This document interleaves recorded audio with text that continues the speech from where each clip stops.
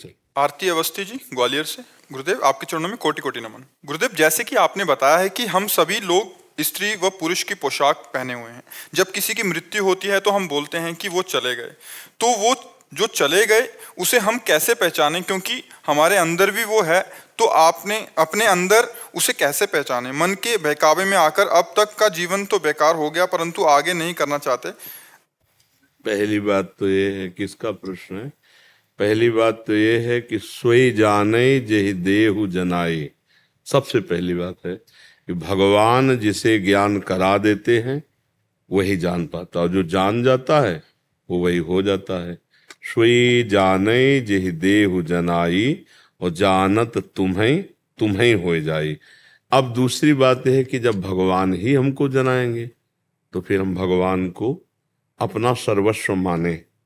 हमारा जितना संबंध संसार में है उसको हम घसीट कर पहले भगवान में, सबकी ममता ताग बटोरी, मम पद मने बांध बर डोरी। पूरा भरोसा भगवान का, एक आश्रय भगवान का, और निरंतर नाम जपने का प्रयास। ये दीर्घ काल निरंतर सत्कार सेवितो दृढ़ भूमि, बहुत लंबे समय तक ये साधन चले। भगवान का दृढ़ आश्रय, नाम जप और सत्संग, फिर अपने आप भगवान आपको ज्ञान प्रदान करने लगेंगे, आपके अंदर स्फुरित होने लगेगा। जब तक इन शरीरों में अपनापन है तब तक स्वरूप को नहीं जान सकते। तीन शरीर हैं, स्थूल शरीर जिसे देखा जा रहा है जागृत में, सूक्ष्म शरीर जिसकी स्फूर्ति होती स्वप्न में, और सुषुप्ति जिसको स्वभाव कहते हैं वो ये तीनों शरीरों का जब राग मिट जाए तब जो हमारा आत्म स्वरूप है वो हमें अपने आप द्वारा अपना अनुभव होता है। ना इंद्रियों के द्वारा होता है, ना मन के द्वारा होता है, वो अपने आप द्वारा अनुभव होता है। वो भगवान स्वयं कराते हैं। तो हमें भगवान का नाम जप करना है, सत्संग सुनना है, और जितने शरीर के कार्य हैं वो सब भगवान को अर्पित करने हैं। और ये साधन बहुत लंबे समय तक बिना कोई टूटे, विघ्न आएंगे पर टूटे ना हमारा नियम, तो फिर भगवान की कृपा का अनुभव होने लगेगा, अर्थात ये ज्ञान जागृत हो जाएगा। बिना भजन, आज का सत्संग सुना है? जो सत्संग सुने, ब्रह्मा जी भी कह रहे हैं कि हम भगवान का नाम जप करके भगवान के ध्यान से ही सृष्टि रचना की सामर्थ्य प्राप्त किए हैं।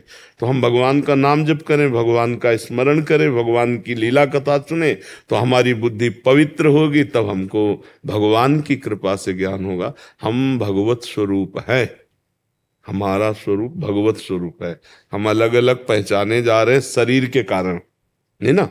आप स्त्री हैं, आप पुरुष हैं, पुरुषों में भी आप अमुक हैं, आप अमुक हैं, आप अमुक हैं, ये सब मायाकृत है ना।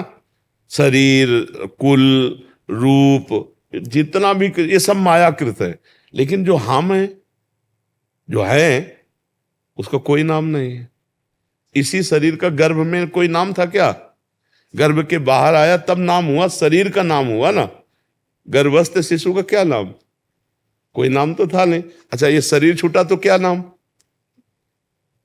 वो नाम रहित है, वो रूप रहित है। जो मैं है, महान तेजो में, वो भगवान का साक्षात अंश, भगवत स्वरूप है। वो कौन? वो मैं। समझाने के लिए वो कहा जाता है वो मैं। अब इस तत्व को जानने के लिए पहले शरीर की गलत बातें छोड़े, गलत भोजन छोड़े, गलत आचरण छोड़े, फिर अंदर गलत चिंतन छोड़े, गलत स्वभाव बदले। पहले हमारा ये तो पवित्र हो, तब हमारा राग हटेगा। जितना हमसे गंदे आचरण होंगे उतने अज्ञान बढ़ता चला जाएगा, और जितना पवित्र आचरण होंगे हमारा ज्ञान बढ़ता चला जाएगा। शरीर पवित्र, मन पवित्र, बुद्धि पवित्र, तो परम पवित्र भगवान का ज्ञान हमारे हृदय में जागृत होगा। अब गंदा भोजन करें, गंदा शरीर अपवित्र करें, और इसके बाद सोचे ब्रह्म ज्ञान हो जाए, तब तो होने वाला नहीं। वो तो होने, इसी में फंस गए हैं। देखो, बहुत जोर का फंसे। हम बातें चाहे ज्ञान की करें, पर शीशा में जब हम देखते हैं तो लगता है हम ही है, और ये हम है नहीं। ये तो पांच भौतिक रचना है भगवान की माया की, ये मैं नहीं हूं। जो अंदर है वो तो शुद्ध सच्चिदानंद में परमात्मा तत्व है। उसी के जानने के लिए तो सब साधक योगी मुनि महात्मा रात दिन भजन कर रहे हैं भगवान का। तो ऐसा नहीं कि ना ज्ञान होता हो, अगर ज्ञान ना होता हो तो फिर साधु महात्मा भगवान को कैसे प्राप्त करे, या जो गृहस्थ भजन करते हो भगवान को कैसे प्राप्त करे। पर भजन के बिना नहीं, जब तक भजन निरंतर नहीं होगा, शरीर संसार का चिंतन नहीं छूटेगा, गंदी बातें नहीं छूटेंगी, तब तक ये ज्ञान केवल बातों से होने वाला नहीं, ये पढ़कर के होने वाला नहीं। पढ़कर सुना सकते हो दूसरे से, तालियां पिट सकती हैं, लेकिन आप माया की पिटाई से अपने को नहीं बचा सकते।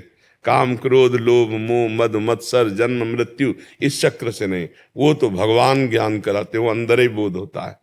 इसलिए खूब नाम जप करो। बड़े बड़े संतों ने, बड़े बड़े महापुरुषों ने शास्त्रों में सब जो ये नियम ले लिया कि हर श्वास नाम जप करेंगे, क्या जाता है राधा राधा कृष्ण कृष्ण राम राम। जो गुरु जी ने आपको नाम दिया हो बार बार उसको अभ्यास कर लो, अभ्यास बन जाएगी तो आप छोड़ना चाहो तो भी नहीं छूटेगा। अभ्यास है, और जिसका निरंतर भगवान का चिंतन होने लगा तो भगवान उसे दिव्य ज्ञान प्रदान कर देते हैं, भगवान प्रदान करते हैं। वो जो अपना अनुभव होता है ना, वो भगवान प्रदान कर। सोई जाने जे देहु जनाई। तो भगवान की शरण में होकर भगवान का नाम जप करो, तभी जान पाओगे, नहीं तो बहुत कठिन है। भूख लगती तो ये थोड़ी लगती कि प्राणों को भूख लग रही, मुझे लगती है। प्यास लगती तो मुझे लगती है, ये थोड़ी लग रहा है कि प्राणों का धर्म है भूख प्यास। देखना नेत्रों का धर्म है, सूंघना घ्राणेंद्रिय का धर्म है, सुनना कान का धर्म है। लेकिन हम ये थोड़ी भेद कर पा रहे हैं। हम तो यही जान रहे हैं, मैं सुन रहा हूं, मैं देख रहा हूं, मैं बोल रहा हूं, मैं खा रहा हूं, मैं पी रहा हूं। इतना तन्मय हो गया कि मैं स्वस्थ हूं, मैं गोरा हूं, मैं काला हूं, मैं बीमार हूं, मैं विद्वान हूं, मैं माया ही माया रच गई। समझ रहे? एक जगह थोड़ी बंधे, बंधे ही बंधे हैं, और बिल्कुल नहीं बंधे। चैतन्य घन परमात्मा स्वरूप को कोई बांध ही नहीं सकता, पर अपने स्वरूप को भूल करके हम बंध गए, खुद बंध गए। हम ही को ही मुक्त होना है, और वो होगा किसी के आशीर्वाद से नहीं, भजन से।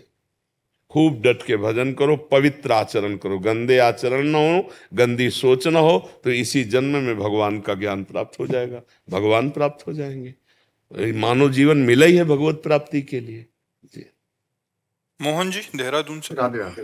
राधे राधे महाराज जी। गुरुदेव आपको बारंबार दंडवत प्रणाम। गुरुदेव, प्रार्थना के साथ जिज्ञासा है कि मृत्यु होते ही जब सूक्ष्म शरीर देख लेता है कि अब स्थूल हम शरीर ये नहीं कह रहा। रहे हैं कि मृत्यु के बाद के सोचो काहे को, मृत्यु के पहले ही हिसाब किताब क्यों न कर लो, लंबा काहे को खींच रहे हो। मृत्यु के बाद क्या होता है क्या नहीं, हम मृत्यु के पहले ही पहले अपना पूरा हिसाब कर लेते हैं। हमें बात की तो परवाह ही नहीं, क्या हिसाब कर लेते हैं, मन और इंद्रियों को भगवान में लगा दिया। गीता जी कह रही, भगवान के श्रीमुख के वचन है, मन मना भव मद भक्तो माद्याधि माम नमस्कुरु। अगर मय्येव मन आदत्सो मयि बुद्धिम निवेश है, तो निवशस्य मय्येव अत ऊर्ध्वम न संशया। यदि तू मेरे में मन लगा दे, मेरे में बुद्धि लगा दे, तो मेरे को प्राप्त हो जाएगा, इसमें कोई संशय नहीं। तो जीते जी हिसाब किताब बराबर कर दिया। हम परेशान हैं मरने के बाद, हम क्यों आगे के लिए रास्ता रखे। हम सारी बुद्धि इस बात में लगावें कि हम मरने वाले नहीं हैं। शरीर मरने वाला, ये कभी नहीं बचेगा।